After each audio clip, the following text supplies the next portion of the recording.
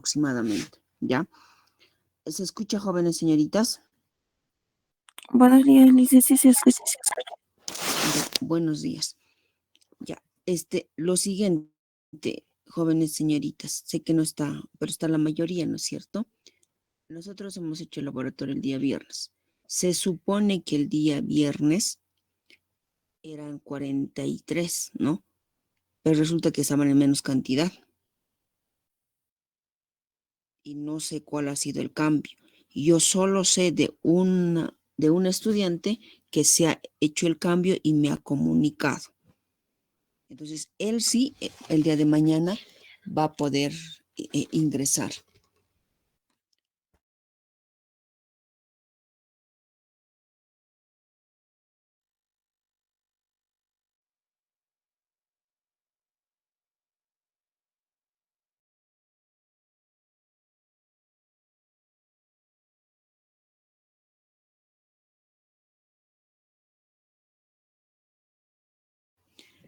Ya, entonces, para mañana está programado los 23 que van, o 24 en realidad, ¿no? Que van a ingresar al laboratorio. Entonces, solamente con ellos por lista mañana van a ingresar. El resto no pidió, no comunicó nada. ¿Por qué? ¿Por qué les digo? Porque y los que ya estaban en la tarde, en laboratorio se tarda bastante tiempo, no es rápido. Tanto es así que nosotros, el grupo de la tarde, y teníamos tiempo suficiente, no hemos podido acabar. Mañana recién vamos a terminar, ya hemos coordinado con ellos. Y eso porque vino el auxiliar y nos ha ayudado un poco ya en las devoluciones, pero no es fácil. Entonces, por eso es que yo les decía, hagan la lista. Entonces, para eso se ha hecho la lista, por lo tanto, eso se va a respetar, porque ha habido grupos en la tarde que apenas se han quedado 4. Yo les dije, ¿y dónde están? Es que no, se han ido a la mañana, no. Si no han comunicado con anticipación, se les ha dicho también, entonces no es válido. Así que yo mañana voy a trabajar solo porque voy a estar solita, no va a venir la auxiliar, porque ustedes saben que la auxiliar está en la mañana. Entonces, complicado trabajar con más números. Si yo ya hubiera planificado, entonces hubiera pedido ayuda, porque pues les decía, para eso les he pedido que hagan la lista. Yo verifico qué cantidad de estudiantes son. Entonces, si son más en la mañana, yo hubiera pedido apoyo a otros estudiantes internos que han sido mis mismos estudiantes. Normalmente yo sé pedir apoyo para que ellos mismos me vengan a apoyar y no sea muy complejo, digamos, para mí. Pero en esta ocasión ha sido diferente. Así que, jóvenes, mañana yo voy a trabajar con el grupo que estaba programado, nada más. ¿Alguna consulta, joven, antes de iniciar?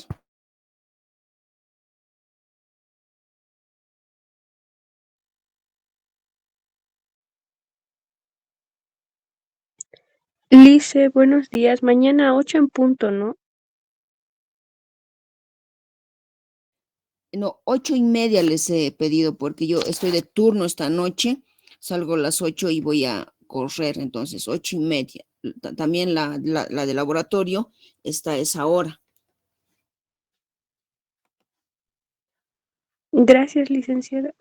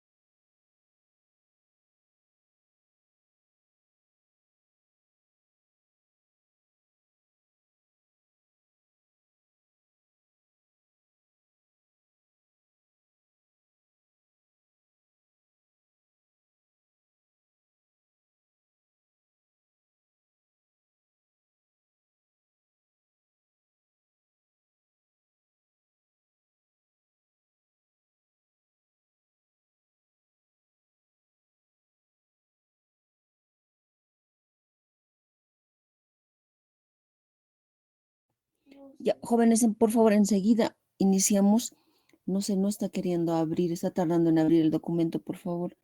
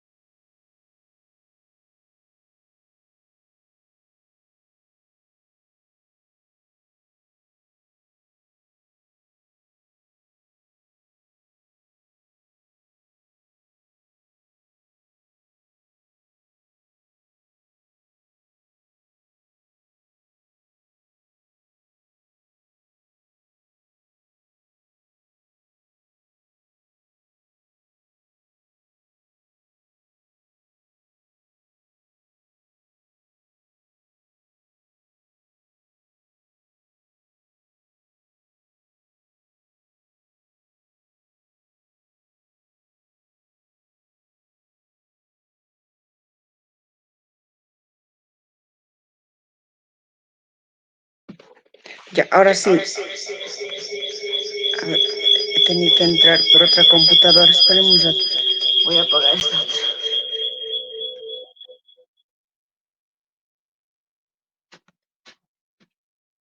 Un rato, un rato.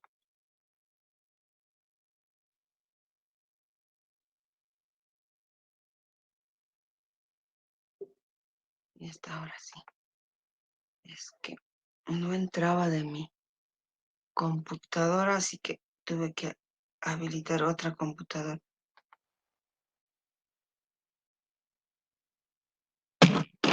Ya, ahora sí, jóvenes, mil disculpas. No quería ingresar, creo que está con muchos documentos. Ya, ahora sí, jóvenes, se escucha, ¿verdad? Sí, licenciada. Ya, entonces, ya, mil disculpas, iniciaremos. Vamos a ver lo que es la unidad 3, ¿no?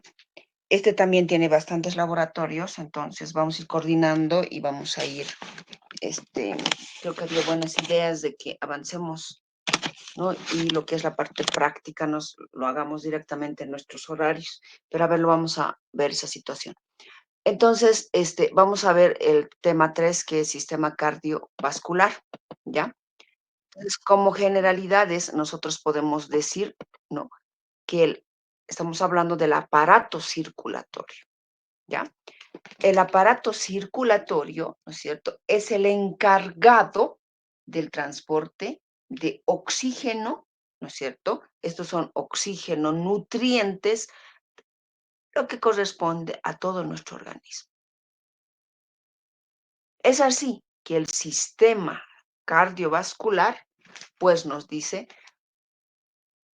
va a circular todo, así como pueden ver en la imagen, ¿no? Irriga todo lo que es nuestro organismo. Y el sistema linfático, ¿no? Nos hace referencia que va a circular fuera de la circulación, pero está en nuestro organismo. A la vez nos dice que el sistema circulatorio es el principal, ¿no es cierto? La función que tiene es suministrar sangre a los tejidos periféricos, porque aquí está el corazón, va a bombear y tiene que mandar a todas las partes distales, a otros órganos, ¿no?, de nuestro organismo, de acuerdo al requerimiento. Por ejemplo, si el corazón hace ejercicio, ¿no es cierto?, las demandas metabólicas aumentan. ¿Por qué? Porque el corazón tiene que tener esa capacidad de adaptarse, ¿no? Entonces, por eso.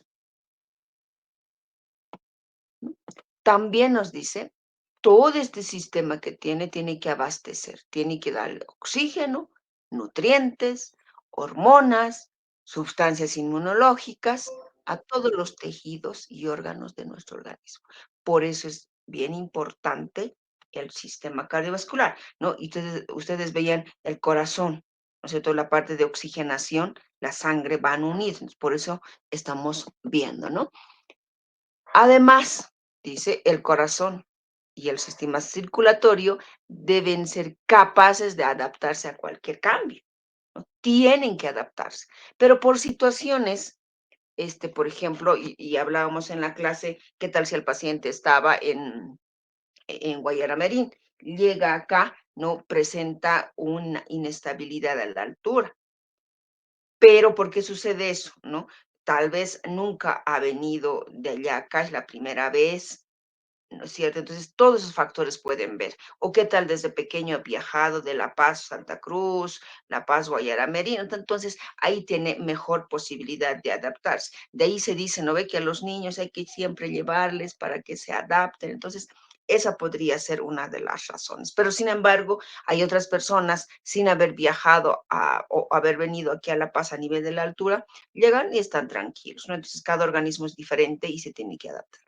Entonces nos dice, y les decía hace un momento, el ejercicio, por ejemplo, hace que las demandas metabólicas sean mayores. ¿Por qué? Porque empieza a hacer ejercicio, inclusive el corazón late más rápido. Entonces, por eso, ¿no? Entonces, eso es lo que nos hace referencia. El corazón en el cuerpo humano, ¿no es cierto? Vamos a decir, ¿no? Anatómicamente, como pueden ver en la imagen, el corazón está en el centro del tórax, ¿no? Está en el centro del tórax. Está entre los pulmones, ¿no? Y tiene una forma de un cono invertido. El tamaño del corazón, el peso, pueden variar. ¿Por qué varían? De acuerdo a la edad. A mayor edad, mayores patologías. Puede variar. El sexo.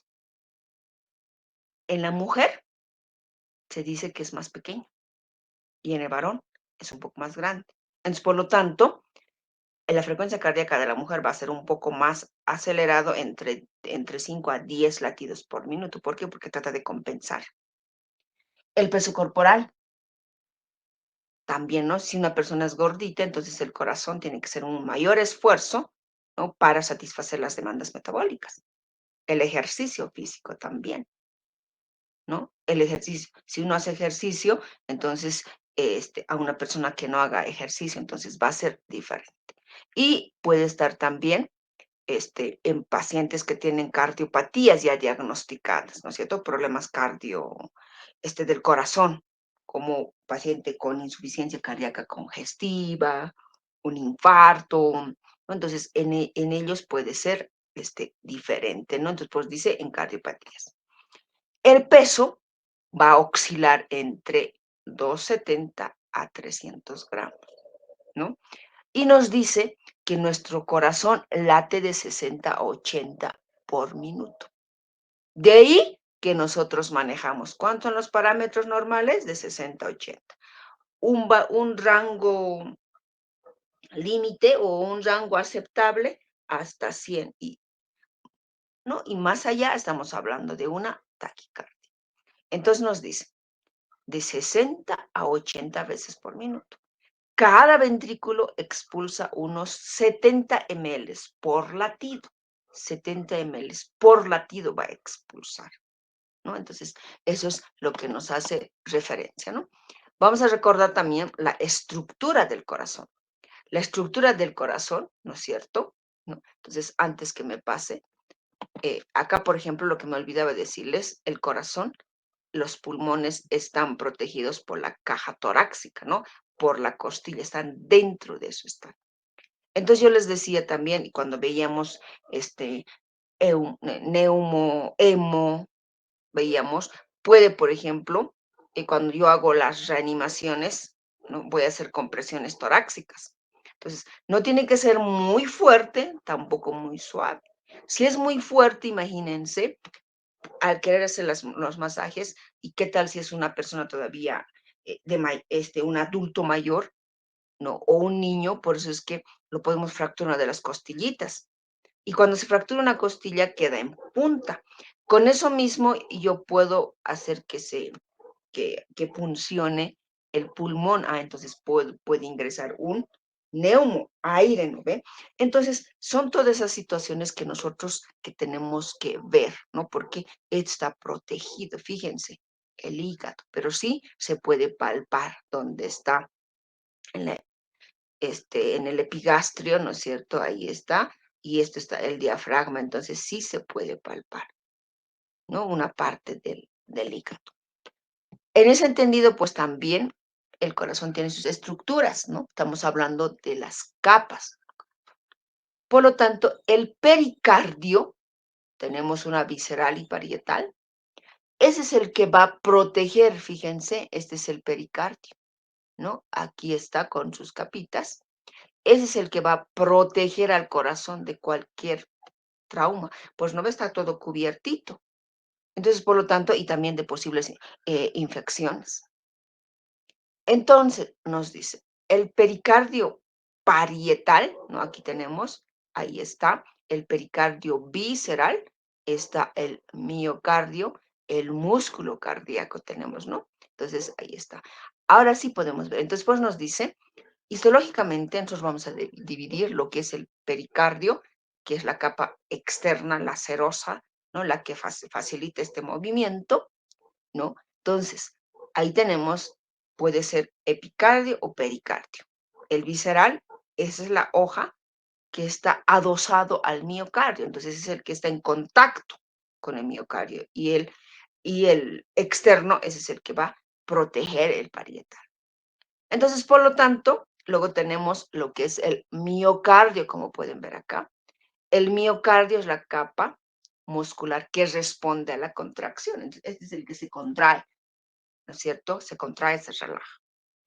Y el endocardio, esta es la capa interna que está en contacto con la sangre, ¿no? Entonces, ahí nosotros podemos ver las capas del corazón, ¿no? Entonces, ahí está el pericardio, está el epicardio o pericardio visceral, está el miocardio y está el endocardio, ¿no es cierto? Entonces, ahí podemos ver. Y aquí tenemos una cavidad pericárdica. Entonces, lo mismo que cavidad pleural teníamos, ¿no? Entonces, aquí también tenemos cavidad pericárdica, tenemos porque estamos viendo corazón, ¿no? Entonces, aquí está un corazón con un corte transversal.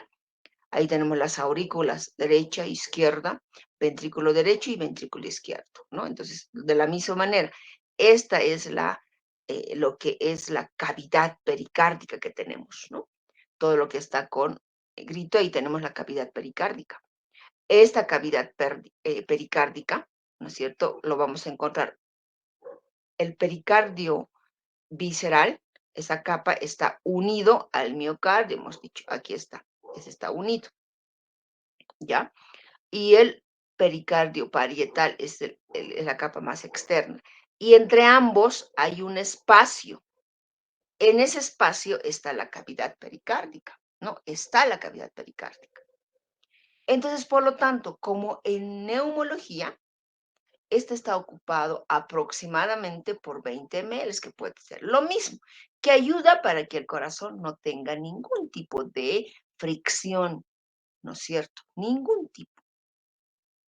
¿No? Y que no tenga tampoco ningún tipo de roce, nada, ¿no? Pero este 20 igual se genera, se absorbe, se genera, se absorbe. Por lo tanto, cuando excede a esta cantidad por algunas patologías, ya estamos hablando de un derrame pericárdico. ¿Qué hay que hacer? Una pericardiocentesis tenemos que hacer, ¿no? Cómo se hace toracocentesis en los pacientes que tienen problemas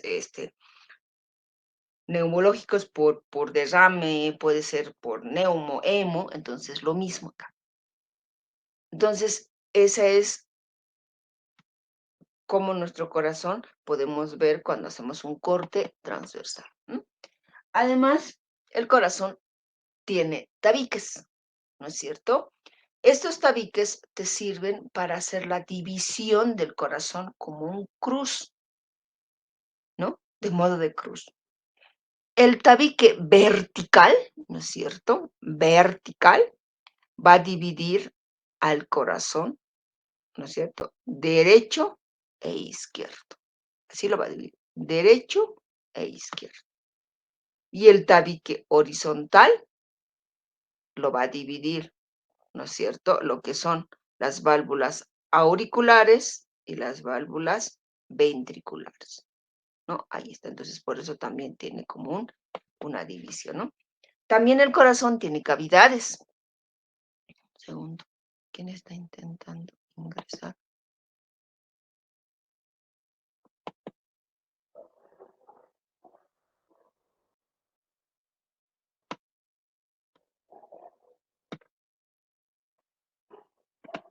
Ya está. Entonces, el corazón tiene cavidades. Esas cavidades, ¿no es cierto? Ahí podemos ver. Son 4. 2 aurículas y 2 ventrículos. Aurículas porque están en la parte superior o supraventriculares también. Entonces, están en la parte superior. Ahí podemos ver.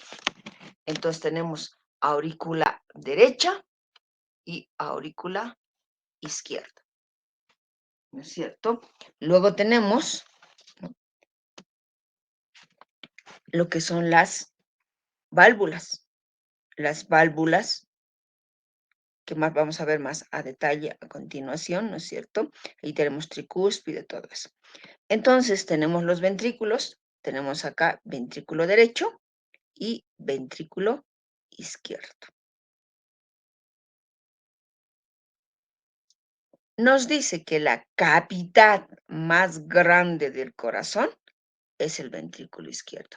Y como pueden ver ustedes, esa es la más grande. Este es el que tiene mayor fuerza para bombear, ¿no? Entonces, de ahí que nosotros podemos decir corazón derecho y corazón izquierdo. ¿Cuál es el corazón derecho? El corazón derecho está conformado por la aurícula derecha y ventrículo derecho. Por eso es corazón derecho. El corazón izquierdo por la aurícula izquierda y por el ventrículo izquierdo, ¿no? Entonces, cabe aclarar que el ventrículo izquierdo esa es la cavidad más grande y más fuerte del corazón. El corazón derecho recibe oxígeno, ¿no es cierto? Este va a recibir oxígeno, sangre, de la vena cava superior, fíjense, vena cava superior. Y la vena cava inferior va a recibir. Y el corazón izquierdo recibe la sangre oxigenada que viene de la parte pulmonar. Entonces tenemos lo que es la vena pulmonar, la arteria pulmonar que tenemos, ¿no? Entonces va a recibir a través de eso. ¿Y cómo es el corazón de nosotros, no? Y ahí podemos ver, estamos repitiendo lo que hemos visto. El corazón derecho, ¿no es cierto? Hemos dicho, recibe lo que es de la parte pulmonar, tenemos la aurícula y el bombeo va a ser un poco débil. Y en el izquierdo, ¿no es cierto? Hablamos de órganos periféricos, están los ventrículos y es la principal fuerza de bombeo. Pues les decía, el corazón, el ventrículo izquierdo, esa es la más grande, la cavidad más grande. Entonces, por lo tanto, el bombeo tiene que ser más fuerte, por eso se considera como principal fuerza de bombeo que podemos ver, ¿no? Entonces, aquí está en imagen, tenemos las arterias pulmonares, las venas pulmonares, vena cava inferior, vena cava superior, está la arteria aorta, ¿no? Y las venas pulmonares derechas que podemos tener también ahí, ¿no? Ahí está. Y ahí tenemos el componente del sistema cardiovascular, lo mismo, va a bombear el corazón, ¿cierto? Aquí está el corazón izquierdo, el corazón derecho, están las venas y las arterias, ¿no? Entonces, te bombea y fíjense, ¿no? Entonces ahí podemos ver nosotros, ¿no? Tenemos lo que son las válvulas cardíacas también, ¿no es cierto? Que están dentro de las cavidades, lo que les decía, ¿no? Aquí se puede ver, esas son las válvulas. Válvula tricúspide, ¿cierto? Y la válvula mitral, ¿no? Que tenemos la válvula pulmonar y la válvula aórtica que tenemos, ¿no? Esas son las 4 válvulas. Esas válvulas, ¿no? Cada uno tiene su propia función y cada uno también es bien importante. Entonces podemos ver allá que estamos hablando de la tricúspide, por ejemplo. La tricúspide controla el flujo sanguíneo de la aurícula derecha, ¿no es cierto? Estamos hablando aurícula derecha y el ventrículo derecho. Ese flujo va a controlar la tricúspide. La válvula pulmonar va a controlar lo que es el flujo sanguíneo del ventrículo derecho y las arterias pulmonares. Y la mitral, que está acá, es rica en oxígeno, ¿no? Es sangre oxigenada que viene de los pulmones, ¿no es cierto? ¿No? A la aurícula izquierda y ventrículo izquierdo. Y la aorta, ¿no? Que podemos ver acá, esta válvula va a hacer, ¿no? Va a permitir que la sangre rica en oxígeno pase del ventrículo izquierdo a la aorta, ¿no? Entonces, ahí tenemos. Algunas de esas válvulas, ¿no? Tienen, por ejemplo, 2 a 3 valvas, ¿no? Pero la mayoría tiene 3 valvas, ¿no? Solo, por ejemplo, algunos tienen 2 nada más, ¿no? Aquí podemos ver 3 valvas, 3 valvas, 3 valvas, ¿no? Entonces ahí podemos ver. Entonces, cada uno tiene sus funciones específicas. La circulación sanguínea, ¿no es cierto? Nosotros, todo nuestro organismo tenemos lo que son venas, arterias y capilares. Todo la circulación sanguínea es un sistema cerrado. Sistema cerrado, ¿por qué? Porque hace su circulación dentro del organismo, ¿eh? Dentro. Por lo tanto, ahí podemos ver cómo son las arterias, las venas, las vénulas, las capilares que podíamos ver, ¿no? Y cada uno tiene sus propias características. Ahí está. La función de los vasos sanguíneos, ¿qué nos dice? Las arterias, por ejemplo, están encargadas de llevar la sangre desde el corazón hacia los órganos. Las venas llevan la sangre desde los órganos y los tejidos hasta el corazón. Entonces, por eso es que recoge. Por eso nosotros canalizamos en ese sentido. ¿Por qué? Porque está regresando al corazón. No puedo canalizar en el sentido contrario. Las capilares permiten el intercambio de sustancias entre la sangre y las sustancias también que se encuentran alrededor de ella, ¿no? Entonces ahí podemos ver. Entonces, esas son las funciones específicas en resumen. Los vasos sanguíneos y las arterias, como pueden ver, ¿no? Tienen túnicas para su conocimiento, llevan sangre desde el corazón hacia los tejidos, ¿no? Las arterias, esa es su función específica. De las venas, ya decíamos, recogen, ¿no? Y hacen que vuelva hacia el corazón. En ese entendido, nosotros hablamos de la circulación sanguínea. Y adelantándose un momento, ¿no? Vamos a ver lo que es la circulación mayor, circulación menor. Además, vamos a ver lo que es el corazón derecho y el corazón izquierdo, como ya lo hemos adelantado. El corazón derecho hemos dicho que se nutre a través de la vena cava superior y a través de la vena cava inferior, ¿no? Entonces, ambos solo bombea sangre desoxigenada, sin oxígeno, ¿no es cierto? Desoxígeno. Sin embargo, el corazón izquierdo, que está conformado por la aurícula izquierda, ventrículo izquierdo, recibe sangre oxigenada que viene de los pulmones. Entonces, por eso se dice que es la cavidad más poderosa, más fuerte, que es la que va a bombear. Está en el ventrículo izquierdo. Entonces, por lo tanto, el corazón bombea solo sangre oxigenada, va a bombear el corazón. Solo sangre oxigenada, ¿no? Ahí podemos ver, fíjense cómo ingresa sangre rica en oxígeno, todo lo que está con rojo, ¿no? Sin embargo, ingresa sangre pobre de oxígeno, ¿no? Tiene que cumplir el trabajo de oxigenarse, ¿no es cierto? Pues nos dice que cuando el corazón empieza a bombear, todo ya va a ser sangre oxigenada. Entonces, ahí nosotros podemos ver.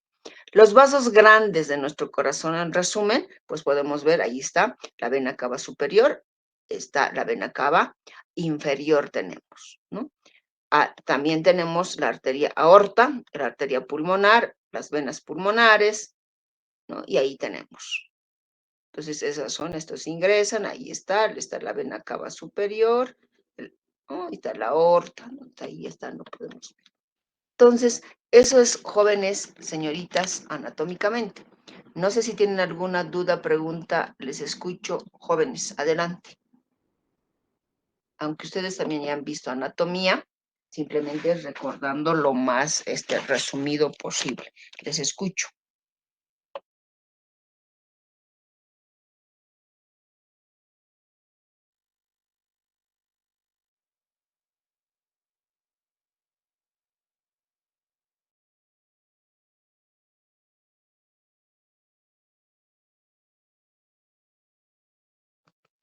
Licenciada, buenos días. Una consultita. Sabemos que hay los soplos. ¿En qué parte del corazón se produce, licenciada? Ya, los soplos, vamos a ver más adelante, son los ductus, puede ser, ¿no? Hay algún, por ejemplo, puede haber unos tabiques también. Entonces, ahí sí hay presencia de soplos cuando estas cavidades no se han unido adecuadamente. Entonces, en ese caso hay soplos.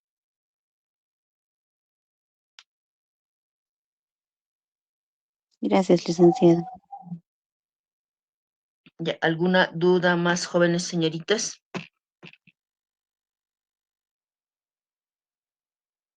Ya, vamos a continuar.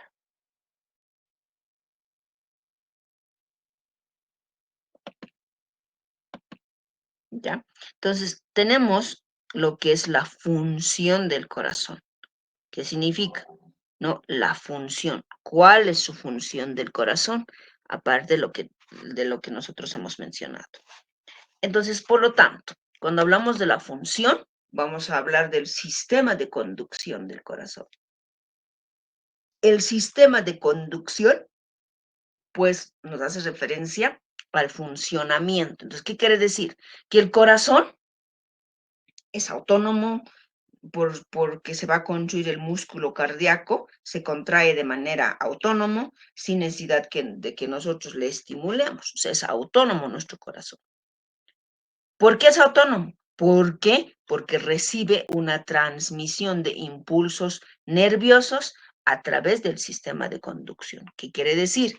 Que el corazón, ¿no es cierto? Por ser el sistema de conducción, todo lo que ven ustedes, ahí están las cavidades, están los ventrículos y las aurículas. Entonces, por lo tanto, todo eso está envuelto como una red, todo eso es lo que ven, esos verdecitos, ¿no? Así está envuelto, todo está envuelto.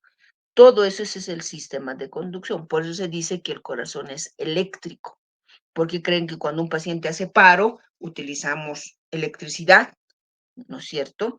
Para hacer la reanimación. ¿Por qué? Porque ese corazón ha dejado de latir. Entonces, hay que estimularle, entonces de ende se va a estimular lo que es el músculo cardíaco para que el corazón nuevamente vuelva a latir. En ese entendido nos dice que es un sistema que va a generar un impulso eléctrico y mecánico también, ¿no es cierto? ¿Por qué? Porque tiene que ser una frecuencia adecuada y apropiada de nuestro organismo. En ese entendido, hemos dicho que es autónomo. Todos los latidos cardíacos se inician en el auricular derecho, que se lo considera como marcapaso natural. Entonces, esto va a iniciar en el nodo sinoauricular, lo que ven ustedes acá. El sistema de conducción está conformado por nódulo sinoauricular, el nódulo auriculoventricular y el sistema de haz de Purkinje. ¿Qué significa? Este es el nodo sinoauricular, el nodo auriculoventricular, ¿no es cierto? Y tenemos el sistema de His de Purkinje, ¿no? ¿Cierto? Ahí está, podemos tener derecho e izquierdo, pero es todo lo que va a envolver al corazón. El sistema de His, ese es el que envuelve tanto el ventrículo derecho y el ventrículo izquierdo. Sin embargo, donde inicia el latido cardíaco es en la aurícula derecha, que se lo considera como marcapaso natural, no marcapaso natural, porque ahí inicia el latido cardíaco, ¿no es cierto? Ahí inicia lo que es el latido cardíaco. Entonces, como inicia el latido cardíaco ahí, y si hay alguna falla, entonces pues nosotros tenemos que empezar a hacer los masajes cardíacos y todo lo que corresponde, ¿no es cierto? Ahora, es importante también que nosotros, ¿no?, veamos cuáles son las funciones de cada uno de ellos.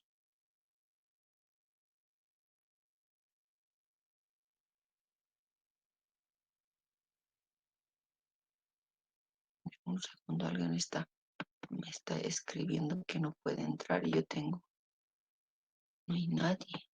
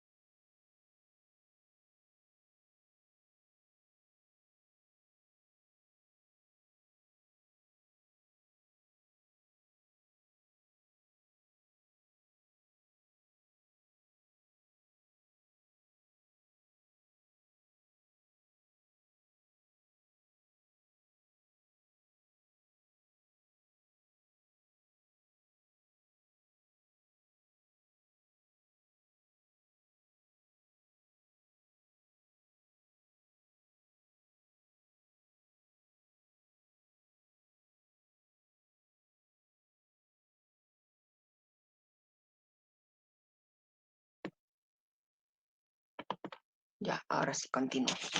Entonces, el nodo auriculoventricular es este, ¿no? Es el que sigue. Este está situado entre los dos ventrículos, está situado, ¿no es cierto? ¿Por qué? Porque lo que va a hacer es impulsar. Y este sirve para filtrar la actividad demasiado rápido en las aurículas. Y el haz de Purkinje o el sistema de His de Purkinje se va a bifurcar, lo va a envolver, lo va a rodear los ventrículos, ¿no ven? Como pueden ver. Y este va a provocar lo que son las contracciones de los ventrículos. Entonces, eso es de manera automática, ¿no es cierto? Cuando deja de funcionar, es ahí donde nosotros tenemos que estimular. Por eso se utiliza electricidad o masajes cardíacos para que empiece a latir ese corazón. Las propiedades del corazón, ¿no es cierto? Tenemos el principal, estamos diciendo que es el músculo cardíaco. Y el músculo cardíaco tiene 4 propiedades fundamentales. Uno, ¿cuál es? Es el batropismo o excitabilidad. El otro es el inotropismo o contractibilidad. Y el 3 es cronotropismo o automatismo. Y el otro es el drotropismo o conductividad. Entonces, esos son los que tenemos. ¿Ya? Ya. ¿Alguna duda, jóvenes? Creo que alguien está preguntando. Ya, entonces, el batropismo tiene la capacidad para responder a un impulso eléctrico. El inotropismo o la contractibilidad hace referencia a la capacidad contráctil del corazón, lo que nos dice, ¿no? Ese es inotropismo. El crotropismo o automatismo, ¿no es cierto?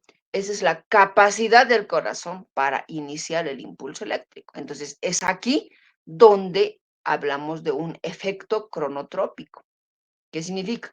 Que va a aumentar la frecuencia cardíaca, ¿no? Que es el efecto positivo. Y el efecto negativo es cuando disminuye, aun pese a que administres fármacos. Entonces la frecuencia cardíaca va a estar disminuida. Se habla de conductividad o drotropismo. Hablamos que tiene la capacidad que el corazón que pueda transmitir este impulso eléctrico de una célula a la otra. Entonces, es ahí donde hay este tipo de contracciones. Hablamos del ciclo cardíaco. El ciclo cardíaco, hemos dicho, ¿no? Hablamos que puede ser eléctrico y puede ser mecánico. Eléctrico, hablamos de la despolarización y de la repolarización. Primero vamos a explicar eso. La despolarización, ¿no es cierto? Ese es el cambio de polaridad. Estamos hablando del cambio de polaridad, estamos hablando. ¿Qué significa? Ustedes van a ver todos los latidos cardíacos, ¿no es cierto? Van en forma de lineal, rectito van, no van así chuecos, bajan, no. Esa es una línea isométrica. Entonces, cuando cambie, por ejemplo, tiene que activarse. ¿Dónde hemos dicho que inicia el latido del corazón y hemos dicho que es el marcapaso natural del corazón? ¿Dónde dijimos, jóvenes? Licenciada, es en la aurícula derecha. En la aurícula derecha, ¿ya? En la aurícula derecha inicia el latido cardíaco, ¿no? Aquí, esta es la representación gráfica. Viene de forma isométrica, y luego se activa la activación eléctrica y va a ser representado con una despolarización. ¿Por qué? Porque fíjense, estaba en línea, luego ha cambiado de polaridad, ya es positivo. De esta línea hacia arriba es positivo y de esta línea hacia abajo es negativo. Entonces, este es cambio de polaridad, por eso es despolarización. Entonces, la despolarización auricular está representado por la onda P, que es la activación eléctrica, ¿no ven? Ahí está. Luego hablamos del complejo QRS. Ese está representado, ¿no? Y podemos decir lo que es la despolarización ventricular. Perdón. Luego tenemos el segmento CT y luego viene la repolarización ventricular. ¿Qué significa? Se ha activado y luego tiene que empezar a relajarse. Por eso es repolarización, ¿no? Empieza a relajarse. Eso es cuando nosotros hablamos de eléctrico, que es una despolarización y repolarización. Vuelvo a repetir. Esta es la activación eléctrica y la activación eléctrica está representado por la onda P y hablamos de la despolarización auricular. Posteriormente hablamos de una despolarización ventricular, que seguimos hablando de la activación y este está representado por el complejo QRS. Y luego ya viene la fase de reposo, estaríamos hablando de la repolarización, que es representada por la onda T, y para nuevamente activarse posteriormente. Entonces, ese es el proceso. En la parte de mecánico hablamos de contracción del músculo cardíaco, hablamos de la sístole cuando se contrae, este es sístole, cuando el corazón tiene la capacidad de bombear sangre para que llegue hacia las partes distales, entonces por eso es sístole. Y diástole es la relajación cuando vuelve la sangre de las partes distales y regresa al corazón. Eso es diástole, es la relajación, ¿no? Entonces, es eso. ¿Esto está claro, jóvenes señoritas?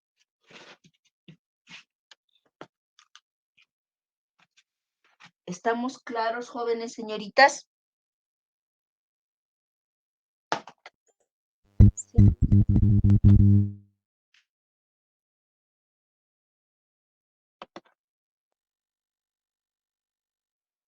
¿Estamos claros, jóvenes? Sí, dice. Sí, Licen. Ya. Entonces, continuamos, ¿ya? Listo. Luego hablamos del ciclo cardíaco. O sea, todo lo que hemos visto ahorita, cuánto tiempo entra y cuánto tiempo regresa, todo este proceso apenas tarda de 0,8 a 0,9 segundos. Imagínense, es rápido. Y estas demandas pueden aumentar cuando una persona está haciendo ejercicio. ¿Por qué? Porque ese latido aumenta, pues entonces es más rápido, ¿no? Pero nos dice puede durar de 0,8 hasta 0,9 segundos. Todo lo que ingresa la sangre, ¿no? Lo que después se llena todas las cavidades y después tiene que mandar la sangre hacia las partes distales de nuestro corazón. Entonces, hablamos de una diástole general, que es que lo que son tanto las aurículas como los ventrículos se van a dilatar, fíjense, se dilata y la sangre entra nuevamente a las aurículas, va a entrar a las válvulas mitral, tricúspide, se tienen que abrir para que pueda permitir el ingreso. Y todo este proceso apenas dura 0,4 segundos. La sístole auricular, ¿no es cierto? ¿No? Fíjense aquí, se van a contraer simultáneamente, ¿no es cierto? Tanto la aurícula derecha como la izquierda, la sangre se va a dirigir a los ventrículos, las válvulas tricúspide mitral, ¿no es cierto?, se abren y todo este proceso que se llene dura apenas 0,1 segundos. Una vez que ya está lleno, hablamos de la sístole ventricular, ¿qué significa? Tiene que, mientras más se llene de sangre, más sangre va a poder expulsar. Entonces, ¿no? Decíamos, si el paciente está sangrando, entonces está perdiendo. Entonces va a llegar al corazón en poca cantidad. Entonces, cuando llega en poca cantidad, también va a bombear poca cantidad, que ya no va a llegar hacia las partes distales. Entonces, ya se ven frías, ya se ven ya no hay una buena circulación, usted lo revisa lo que es su llenado capilar, ya está disminuido todo, entonces por esa razón. Entonces, acá una vez de que se llene, tiene que tener esa capacidad de bombear. Entonces se llena y luego empieza a prepararse para el sistema de bombeo, que ese sistema de bombeo apenas va a durar 0,3 segundos. Entonces, todo ese proceso dura, decíamos, 0,8 hasta 0,9. Ahí está.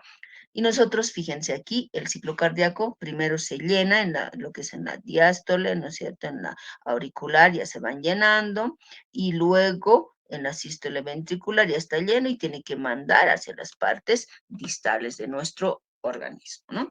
Y aquí tenemos el gasto cardíaco. El gasto cardíaco nos dice en un corazón en reposo, aproximadamente bombea 5 litros por minuto. 5 litros por minuto va a bombear, ¿no? De ahí vemos, ¿no?, cuántos son los valores normales, hablamos de glóbulos rojos, ¿no es cierto? Entonces, en base a eso, pero aquí estamos hablando en forma general que son 5 litros por minuto va a bombear. ¿Y cómo se calcula el gasto cardíaco? No hemos dicho, el gasto cardíaco se calcula de acuerdo al siguiente fórmula. Frecuencia cardíaca, ¿no? Puede ser de 60 a 80, hemos dicho 70, 80, 50, puede ser 75, ¿no? Dependiendo, 70. Y el volumen de latido, hemos dicho que es, ¿no?, 70 ml por latido, hemos dicho. Entonces, aquí va a ser 70 en condiciones normales. Y el gasto cardíaco es igual a 5 litros, ¿no? En reposo estamos hablando. Entonces, por lo tanto, estamos suponiendo que la frecuencia cardíaca es 70, pero esto es variable. Si el paciente está haciendo ejercicio, entonces puede ser 80, puede ser 100, ¿no es cierto? Pero el volumen latido por litros es 70, porque decíamos es 70 ml por latido. Entonces, ahí está 70. 70 por 70, 4.900 ml, ¿no? Entonces, ¿qué es más o menos 5 litros por minuto? Y eso es variable. ¿Por qué? Porque su frecuencia cardíaca cuando uno hace ejercicio aumenta. Entonces, el requerimiento de esta persona puede ser mayor, ¿no? Las demandas metabólicas van a ser mayor, ¿no? Entonces, ahí está, eso es lo que nosotros podemos ver. También tenemos, esto está claro, jóvenes señoritas, lo que les decía, el gasto cardíaco. Dice, por favor, ¿podría volver a repetir? No entendí bien. No, la ¿Cómo dice? fórmula es frecuencia cardíaca por latidos o volumen de latido. Esa es la fórmula. Frecuencia cardíaca por volumen de latidos. El volumen de latido teóricamente no se tiene que mover. ¿Por qué? Porque nos dice 70 ml por latido va a expulsar. Esa es la cantidad de sangre. Entonces, eso no se va a modificar. Entonces, frecuencia cardíaca por latido es igual al gasto cardíaco. Ahí hacemos el ejemplo. 70 hemos puesto porque estoy suponiendo que mi paciente está latiendo su corazón 70, pero puede ser 80 o puede ser 100, dependiendo de si hago yo ejercicio, entonces las demandas metabólicas van a aumentar, entonces también va a ser 100, ¿no? Entonces en este caso estoy diciendo que 70 por 70 es 4.900, ¿no ve? Entonces ml en un minuto. Entonces, estamos en reposo, que puede ser aproximadamente 7 litros por minuto, estamos diciendo. ¿No? Ahora sí. Sí, Lice, gracias. Ya. Luego tenemos los tonos o ruidos cardíacos, ¿no es cierto? Cuando estamos empezando a auscultar. Ahora hay que auscultar lo que son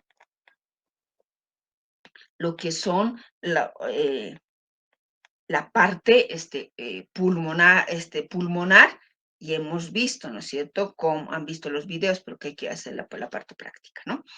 Ahora, en el corazón también existen los ruidos. Entonces, ahí es exacto lo que preguntaba una de las compañeras. Vamos a verlo más adelante, ¿no es cierto?, cómo se auscultan y cómo nosotros, qué tipo de ruidos podemos ver. Entonces, tenemos, esto es ruidos cardíacos, lo que es loop, dup, eso es lo normal de nosotros. Loop, dup, dup. R1, R2, loop, R1, dup, R2, así. Loop, dup, es eso. Entonces, estos ruidos, ¿por qué es gracias al cierre de las válvulas? Porque la válvula se abre cuando tiene que ingresar sangre. Entonces, es gracias a eso. Ese es el cierre de las válvulas. Ese es el tono. El primer ruido es que corresponde al cierre de las válvulas auriculoventriculares mitral y tricúspide. Y el segundo ruido es el R2, que corresponde al cierre de las válvulas aorta y pulmonar. Y el R3 ya es patológico, Pero se dice que puede ser normal en los niños y en los adolescentes. ¿Por qué? Porque los niños y los adolescentes están más en actividad, ¿no? Los niños son bien hiperactivos, hacen una cosa y los adolescentes también. Entonces, inclusive en mujeres embarazadas nos dice. ¿Por qué? Porque tienen otro ser humano dentro de ella. Entonces, puede ser un poco acelerado, digamos, ¿no? En ellos. Pero después significa que en adultos, por ejemplo, que puede ser ya es un ritmo anómalo. Además, el cuarto ruido que nosotros podemos ver es el R4. Este es preferible que nunca escucharlo, pero están presentes en pacientes que son hipertensos, ¿no? Pacientes que tienen patologías de falla de válvulas, ¿no? Entonces, en ellos sí se puede ver de esa manera. ¿Alguna pregunta respecto a este punto? Aquí podemos ver lo mismo, ¿no? Al cierre de las válvulas R1, R2 que podemos ver, ¿no? Entonces, hasta acá, ahí vamos a quedar. Luego vamos a ver lo que son valoración de enfermería en cardiovascular. ¿Alguna duda, jóvenes señoritas?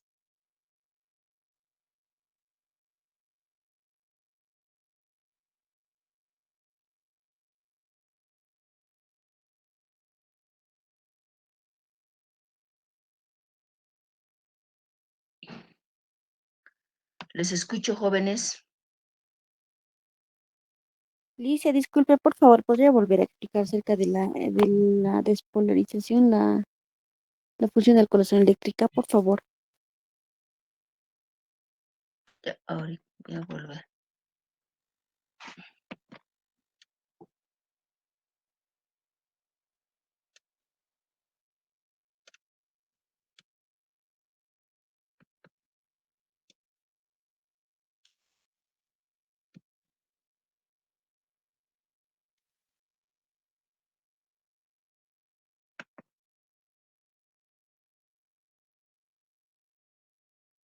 Ya, aquí está. Se ven, ¿no? Las diapositivas, ahí está. Que hablamos de la despolarización, ¿no es cierto? Ese es el ciclo cardíaco y la repolarización.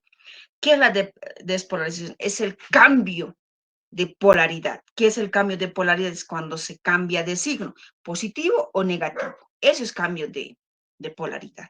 Entonces, cuando el corazón empieza a latir, empieza el ritmo cardíaco, porque, por ejemplo, este es un ritmo cardíaco. Un ritmo cardíaco normal está representado por la onda P, por el complejo QRS, el segmento CT y la onda T. Ya, hasta ahí. Ese es el ritmo cardíaco normal. Y todos tienen que tener esas mismas características. ¿Ya? Ahora, ¿cómo podemos saber? Y decíamos, ¿no es cierto? La onda P, esa es la activación eléctrica del corazón. ¿Qué significa? Hemos visto que los latidos cardíacos inician. ¿En dónde hemos dicho que inician los latidos? En la aurícula derecha. Esa activación eléctrica significa que está empezando a latir corazón, está representado porque, fíjense, estaba mirando recto y luego ya ha habido una activación eléctrica y está representado por la onda P, que es la despolarización auricular. Ahora también hablamos de la despolarización auriculoventricular, que está representado por el complejo QRS. Y luego ya ha habido una activación, el corazón también tiene que empezar a relajarse, ¿no? Que está entrando en la fase de reposo y estamos hablando de la repolarización ventricular, ¿no? Entonces, ese es el proceso, ¿no? Entonces, a eso nos referimos. Ahora sí está claro o alguna duda más. Sí, Licia, gracias. Ya, ahora sí. ¿Alguna duda, jóvenes señoritas, antes de terminar?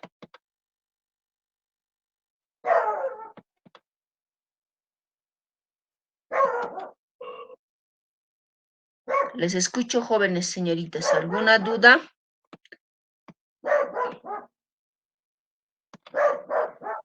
Licenciada, una pregunta. Nos faltaba el procedimiento de auscultación. ¿Eso lo vamos a realizar el día lunes? Vamos a ver por eso, vamos a ver, es que el problema es que podemos planificar como lo hemos hecho lo anterior, pero después, fíjense, ha habido modificaciones, ¿por qué? Porque nos hemos atrasado con los procedimientos, no es rápido ese laboratorio, Entonces todavía el grupo de la tarde falta. Entonces ya con ellos nos estamos organizando en qué momento lo vamos a hacer. Entonces eso vamos a ver. Pero ustedes saben que estamos laboratorio, tienen que estudiar. Cualquier momento, si es que terminamos, yo puedo pedir que mañana en la tarde se haga en el horario que tenemos clases. Entonces tienen que estar preparados. Tienen el video, se la pasa hace mucho tiempo, simplemente tienen que hacer lo que es la parte práctica, nada más. Y para eso no necesitamos laboratorio, hemos dicho, no podemos hacerlo en aula. Ya, ¿alguna duda, jóvenes señoritas, antes de terminar?